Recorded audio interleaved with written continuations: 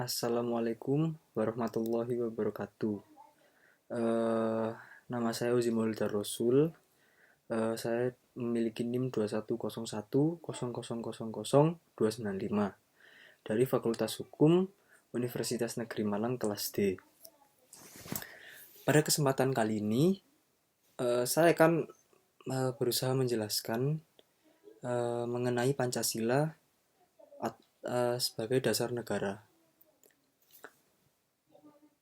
Dimulai dari dasar negara. Sebenarnya, setiap negara yang merdeka dan berdaulat pasti memiliki alat kelengkapan negara.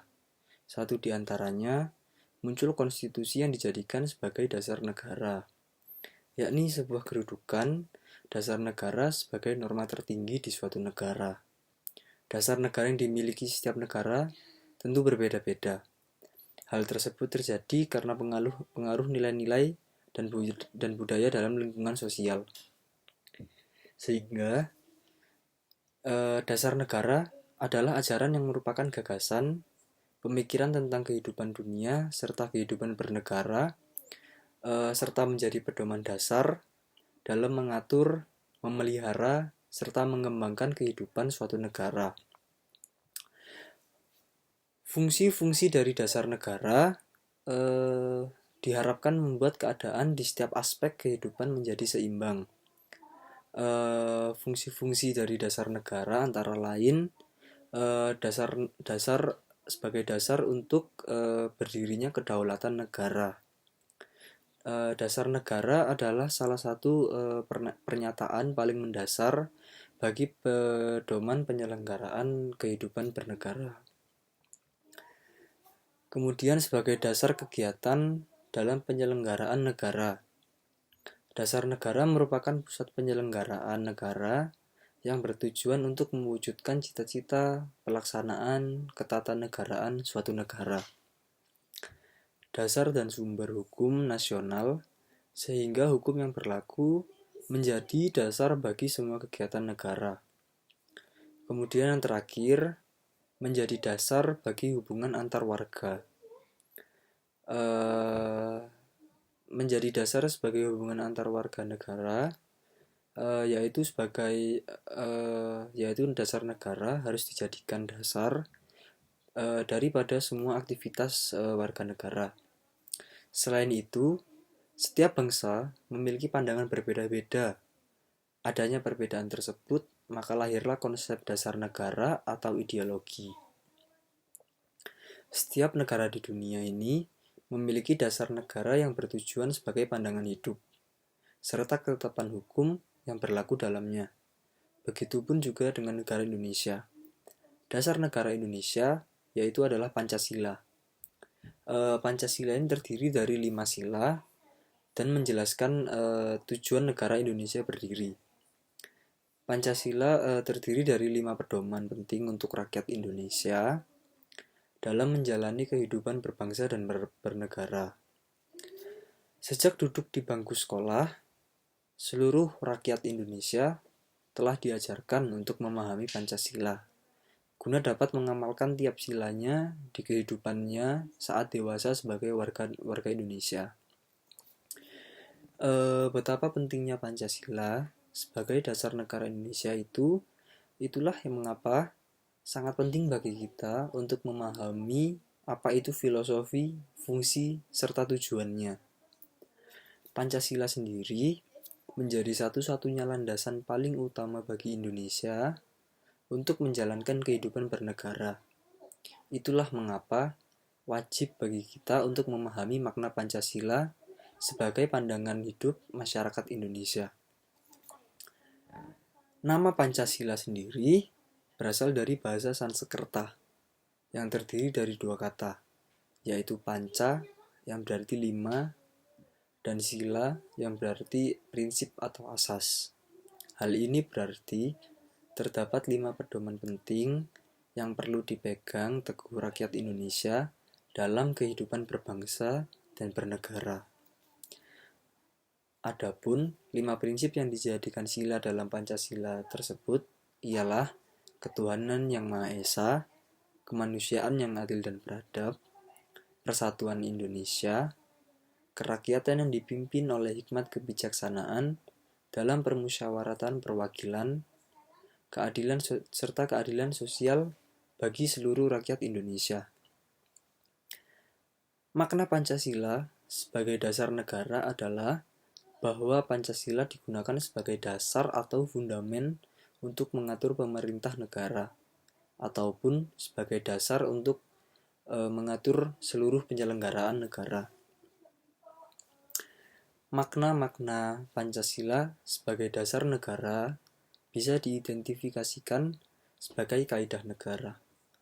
Fundamental yang artinya sebagai hukum dasar, baik itu yang tertulis atau yang tidak tertulis.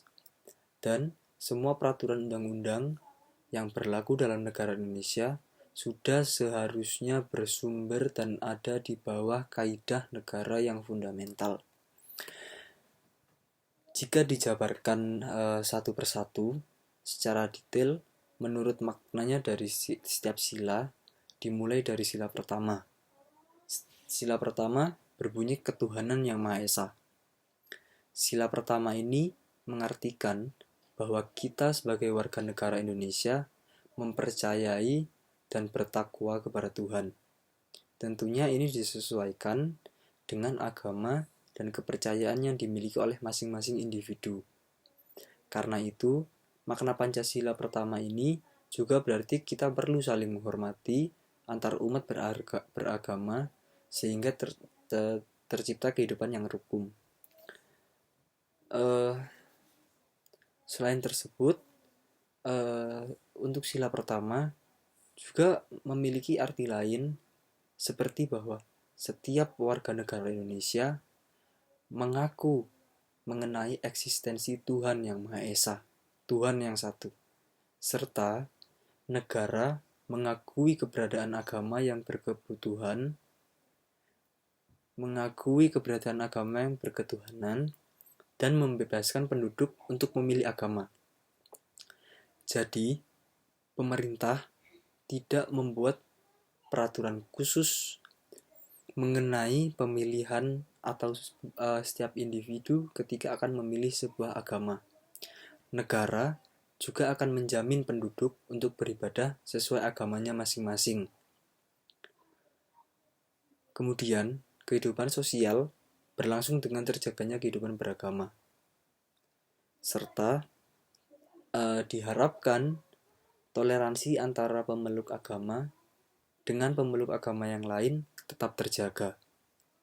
Serta negara akan hadir dan siap menjadi penengah ketika timbul konflik antar agama atau konflik yang terjadi di antara dua agama yang berbeda. Kemudian untuk sila kedua, kemanusiaan yang adil dan beradab. Sila kedua ini bermakna bahwa kita sebagai warga negara Indonesia diminta untuk memahami setiap manusia memiliki derajat yang sama, sehingga kita harus saling menyayangi satu sama lain. Kita juga harus menjaga dan membantu sesama, membela kebenaran dan keadilan, dan bekerja sama untuk kedamaian negara kita. Dari makna tersebut, bisa dilihat bahwa di Indonesia, setiap manusia mengakui dan menghormati adanya martabat manusia lain. Hal ini membuat pandangan setiap warga negara Indonesia kepada sesamanya adalah sama, rata, tidak berbeda.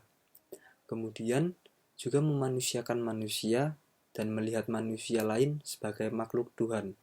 Dengan alasan tersebut, tidak ada lagi penindasan atau hal-hal yang berbau sara atau bertentangan dengan HAM yang itu tidak akan disetujui atau tidak akan menjadi hal yang benar karena sudah bertentangan dengan sila kedua. Kemudian menjunjung tinggi prinsip keadilan dalam berhubungan dengan manusia lain, serta menerapkan perilaku yang beradab dan sopan santun dalam berhubungan sosial. Intinya bahwa sila kedua ini mengatur sebagian besar mengenai cara berhubungan antara satu manusia dengan manusia lainnya agar tidak terjadi hal-hal yang tidak diinginkan melalui atau dari segi sosial. Untuk sila ketiga, persatuan Indonesia. Sila ketiga berarti kita harus menempatkan kesatuan, persatuan, dan kepentingan negara dari kepentingan masing-masing. Kita harus mempunyai kepribadian yang rela berkorban demi negara Indonesia, mencintai bangsa Indonesia dan tanah air, serta bangga kepada negara. Dari definisi tersebut bisa kita lihat bahwa setiap manusia Indonesia atau setiap warga negara Indonesia cinta akan tanah airnya. Kemudian dengan sila ketiga ini menunjukkan bahwa setiap warga negara Indonesia harus dan memiliki jiwa nasionalisme dan patriotisme. Kemudian bersikap dan bertindak dengan tetap menjaga persatuan dan kesatuan Indonesia. Anti rasis serta anti diskriminasi dan menjunjung tinggi rasa persaudaraan setanah air. Kemanapun kaki melangkah, dimanapun tubuh berada, jiwanya tetap merah putih. Dari sila ketiga ini menjelaskan mengenai bagaimana warga negara yang baik memiliki rasa cinta kepada Indonesia, di mana setiap hal yang dilakukan diharapkan tidak membuat persatuan dari Indonesia ini tercerai-berai, melainkan justru memperkuat dan mempererat hubungan satu sama lain untuk tetap menjaga persatuan Indonesia.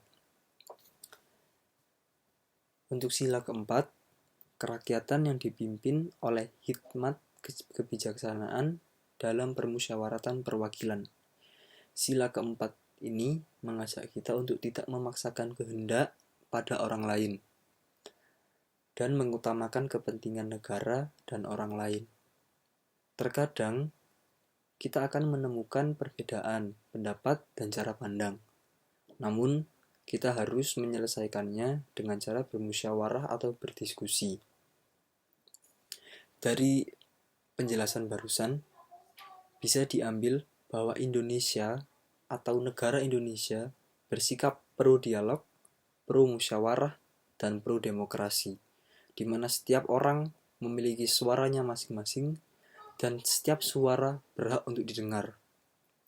Kemudian, Indonesia anti kekerasan dalam menyelesaikan masalah atau konflik, di mana musyawarah dilakukan untuk menemukan solusi dari sebuah masalah tanpa terjadinya kekerasan atau gesekan secara fisik.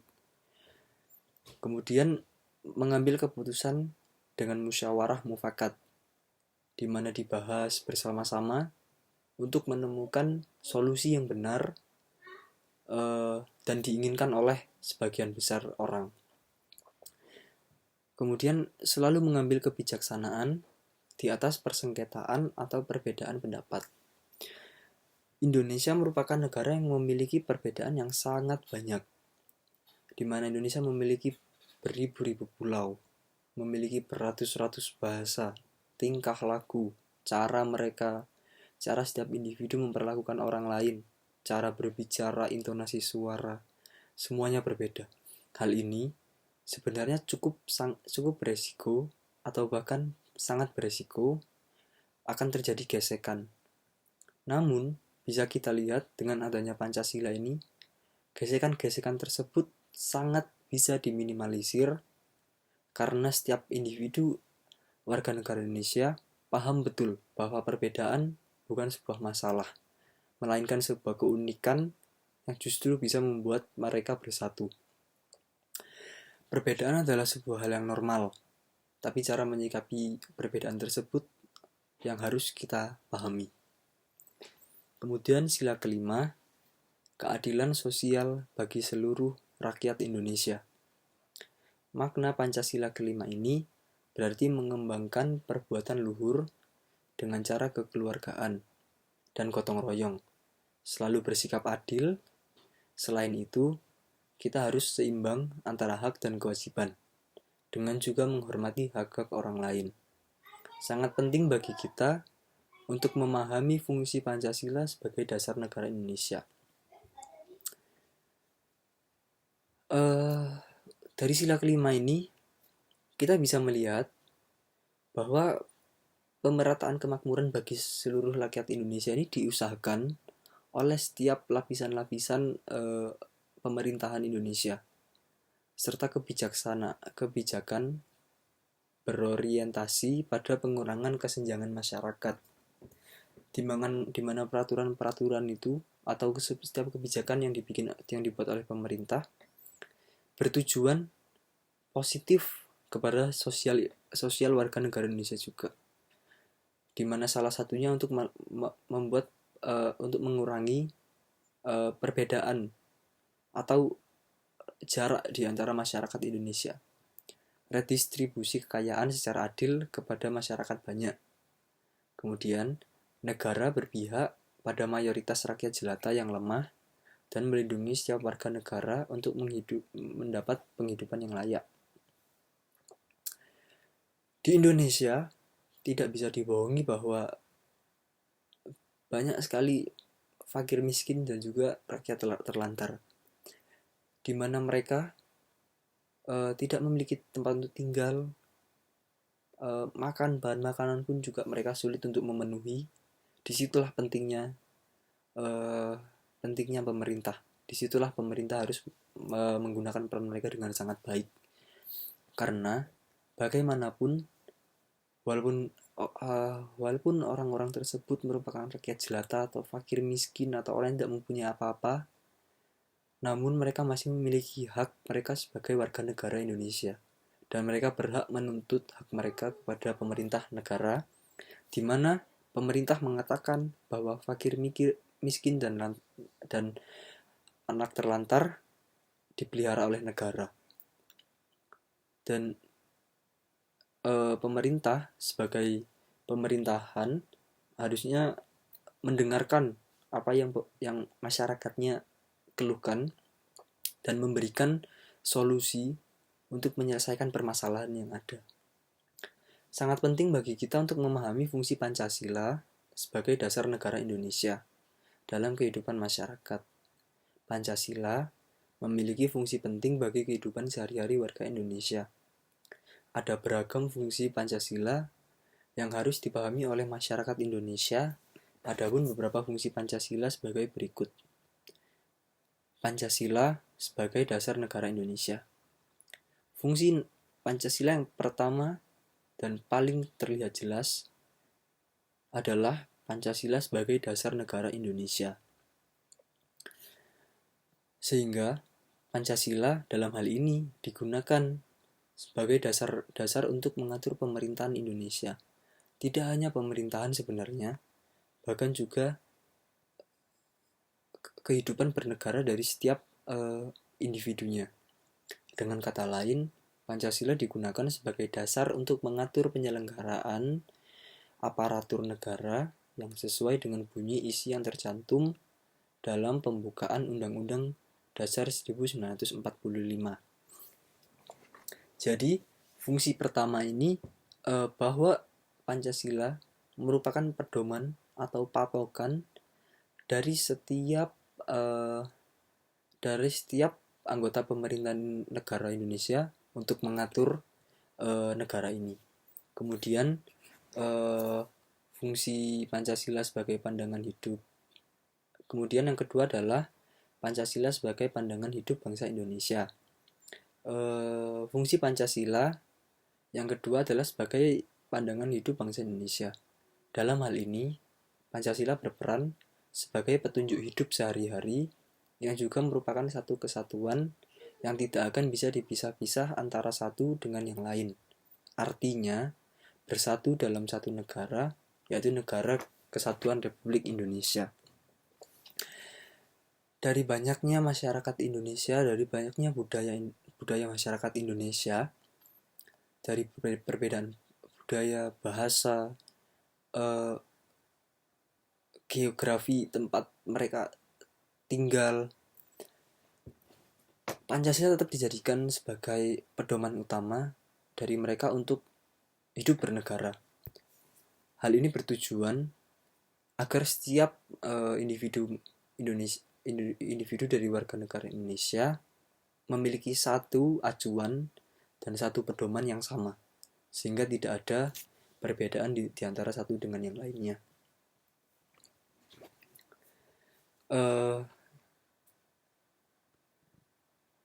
Kemudian Pancasila sebagai kepribadian bangsa Indonesia. Fungsi Pancasila yang ketiga ini, kepribadian di sini yang dimaksud adalah ciri khas masyarakat Indonesia. Artinya suatu sikap mental dan tingkah laku yang mempunyai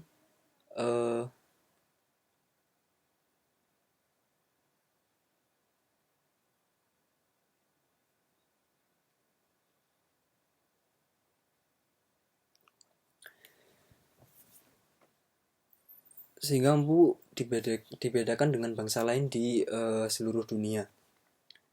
Hal ini bisa diartikan sebagai Pancasila juga berfungsi untuk menjaga keorientasian, keotentikan atau keaslian dari pribadi bangsa Indonesia. Pemerintahan atau Pancasila tidak ingin merubah, tapi ingin dari setiap individu yang memiliki perbedaan bisa hidup berdampingan tanpa ada masalah atau tanpa ada gesekan satu sama lain.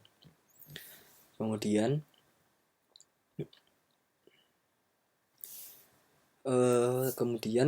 jiwa bangsa Indonesia.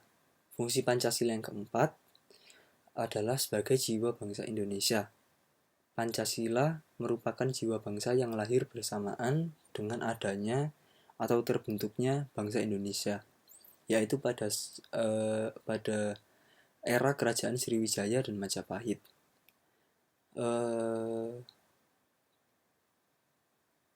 Disebutkan juga bahwa Pancasila sendiri sudah ada sejak adanya Indonesia berdiri dan berkembang di zaman kerajaan, meskipun istilah atau nama Pancasila baru dikenal pada 1 Juni 1945, di mana pada tanggal tersebut Pancasila secara resmi dijadikan sebagai dasar negara Indonesia yang diakui oleh seluruh masyarakat Indonesia.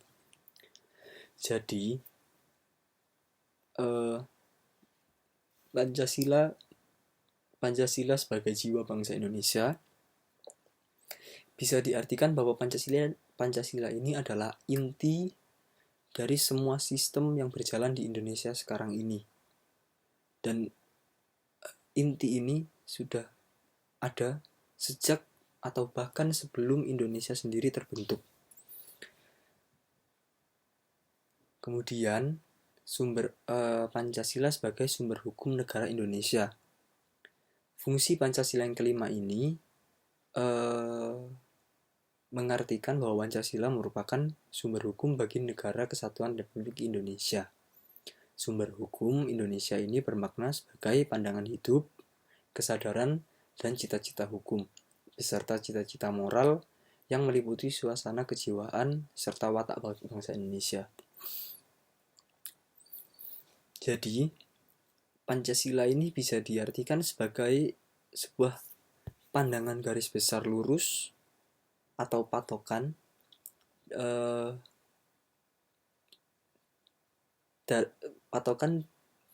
ketika seseorang melakukan sebuah kesalahan atau tidak, seperti itu. Kemudian, sebagai warga negara Indonesia, sudah seharusnya kita berperilaku sesuai dengan nilai-nilai yang terkandung dalam Pancasila. Namun sebenarnya, seringkali ada banyak perilaku yang melanggar nilai Pancasila yang mungkin juga tidak kita sadari. Secara umum, perilaku yang melanggar nilai Pancasila merupakan kebalikan dari perilaku yang mencerminkan nilai Pancasila. Dan beberapa orang mungkin tidak menyadari bahwa mereka telah melakukan pelanggaran Pancasila atau mereka telah melakukan tindakan yang bertolak balik dengan Pancasila. Contohnya seperti memaksakan kehendak orang lain atas kebebasan beragama. Dari poin ini berhubungan dengan sila pertama.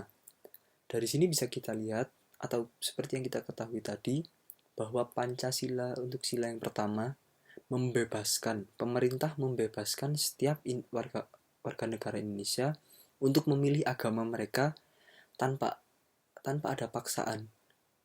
Tanpa ada ancaman, tapi itu adalah benar-benar keinginan mereka untuk masuk ke dalam sebuah agama secara khusus. Kemudian yang lainnya adalah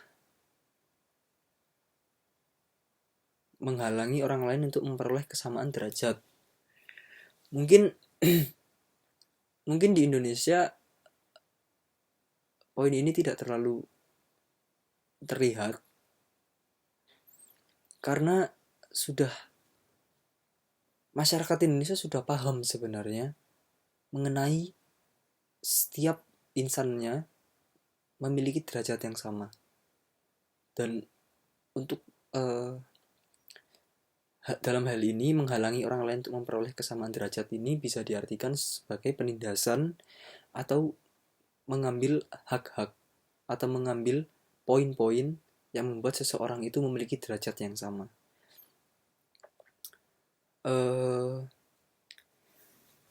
Untuk perilaku yang melanggar nilai persatuan Indonesia, salah satunya adalah intoleransi terhadap keberagamaan, suku, ras, budaya, bahasa, dan agama. Poin ini sebenarnya sangat sering terjadi dan sebenarnya sangat mengancam. Karena apa? Ketika seperti kita ketahui bahwa Indonesia ini memiliki banyak sekali pulau, banyak sekali bahasa, budaya, dan setiap dari kita harus membiasakan diri untuk hidup berdampingan. Ketika ada segelintir orang atau segelintir kelompok yang tidak bisa toleran terhadap perbedaan, hal itu akan membuat perpecahan. Dan perpecahan itu yang bisa berdampak sangat buruk. Contoh seperti beberapa wilayah di Indonesia sebenarnya sangat ingin atau sebagian dari penduduk sebuah wilayah ingin untuk memisahkan diri dari Indonesia. Contohnya seperti Papua, Timur Timur, atau Aceh. Namun Timur Timur itu sudah terlepas. Sedangkan Aceh dan Papua itu masih belum. Dan saya harap tidak lepas dari Indonesia. Kenapa? Menurut saya hal ini bisa terjadi karena ada beberapa orang. Dan beberapa orang itu bukan orang biasa, melainkan orang itu memiliki kekuasaan di mana orang tersebut tidak bisa toleran terhadap perbedaan, merasa bahwa perbedaannya dengan sebagian besar masyarakat Indonesia lainnya sudah tidak bisa ditemukan titik tengah atau solusi. Dan mereka merasa bahwa berpisah atau memerdekakan negara mereka dari Indonesia adalah solusi yang tepat. Sedangkan sebenarnya itu bukanlah hal yang benar. Dari hal-hal yang kita bahas dari tadi, bisa kita lihat dan kita mengerti bahwa Pancasila ini sebenarnya adalah nilai yang sangat penting bagi setiap masyarakat Indonesia. Dan sangat penting juga untuk tiap masyarakat Indonesia memahami, bukan hanya mengerti kata-katanya, mengerti kalimatnya, tetapi juga memahami isi dan makna dari Pancasila tersebut. Sangat penting bagi kita yang sekarang ini, yang akan menjadi calon-calon pemimpin Indonesia di masa depan, paham betul mengenai inti Pancasila, dimana karena kedepannya dan semua hal yang berjalan di Indonesia sekarang ini adalah sudah diatur oleh Pancasila. Sekian dari saya. Saya mohon maaf jika terdapat salah kata atau salah tingkah laku. Semoga apa yang saya sampaikan bisa bermanfaat. Wassalamualaikum warahmatullahi wabarakatuh.